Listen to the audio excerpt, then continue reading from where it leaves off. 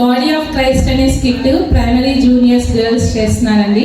మరి శరీరంలో ఉన్న అవయవాలన్నీ వేటికవే నేనే గొప్ప అని ఏ విధంగా చెప్పుకుంటున్నాయి అన్నది మరి ఈ స్కిట్ ద్వారా మరి ప్రదర్శిస్తున్నారు. బాడీలో కళ్ళే గొప్ప, కళ్ళు లేకుండా ఏదైనా చూడడానికి సాధ్యమవుతుందా? అసలు కళ్ళు ఉంటేనే కదా బాడీ చూడగలుగుతుంది, చేయగలుగుతుంది. కాబట్టి బాడీలో కళ్ళే గొప్ప.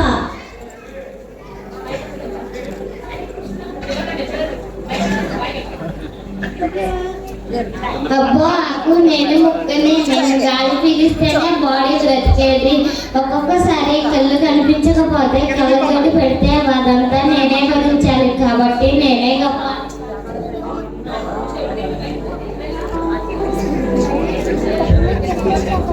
ఏంటి కళ్ళజోడు పెడితే ఒక్కొక్కటే భరిస్తున్నా, చాలు కూడా భరిస్తున్నాయి. కళ్ళజోడికి మంచి సపోర్ట్గా ఉంటున్నాను. నేను చెల్లిని, నేను వింటేనే కదా బాడీకి ఏదైనా సమాచారం తెలుస్తుంది.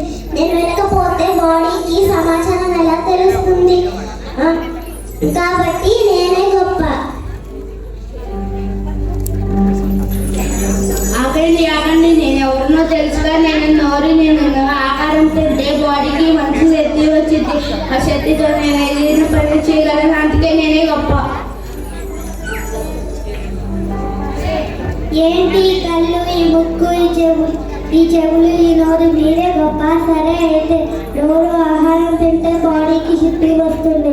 కానీ నోటికి ఆహారం అందించే చేతులే కదా శరీరంలో అన్ని పని చేసే చేతులు కదా. అసలు చేతులు లేకుంటే పనైనా చేయగలమా? కాబట్టి చేతులే గొప్ప. మీరేంటి గొప్ప? ఇదంతా బాగానే ఉంది కానీ బరువు అంతా మోసేది కాలే కదా. ఎక్కడికైనా తీసుకెళ్ళాలంటే కాలే కదా. అందుకే కాలే గొప్ప.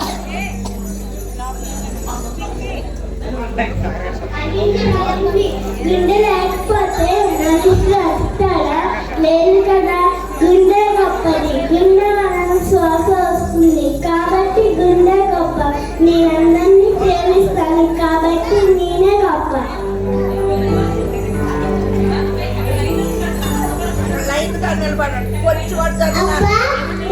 లేకపోతే మంచి ఎలా ఆలోచిస్తాడు?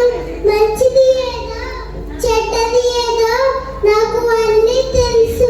నేను నా మెదడులో అన్ని దాచుకుంటున్నాను. కాబట్టి నేనే గొప్ప.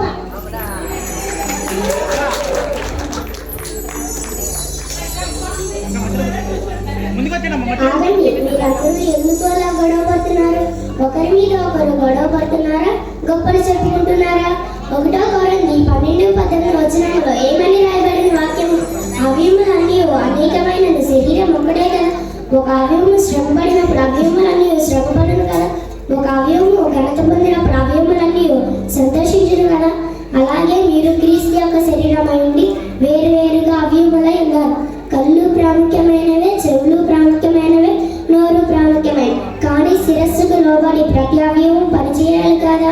సంఘమునకు శిరస్సు యేసుక్రీస్తు ప్రభువే. దేవుడు తన కృపను బట్టి సంఘమును తన శరీరంలో భాగాలుగా ఉంచి తన పనిని మనకు పంచాలి.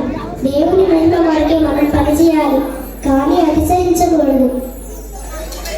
అయ్యో ఎంత తప్పు చేశానే, దేవుడి కొరకు వెళ్ళి క్షమాపణ. అవును, దేవుడి కొరకే, దేవుని మహిమ కొరకే పనిచేయాలి. రండి దేవుని దగ్గర క్షమాపణ అడుగుదాం. యేసయ్యా, మేమందరం ఒకరి మీద ఒకరం అతిశయించాం. మమ్మల్ని క్షమించండి. మేమందరం మీ మహిమ కొరకే పనిచేయాలి.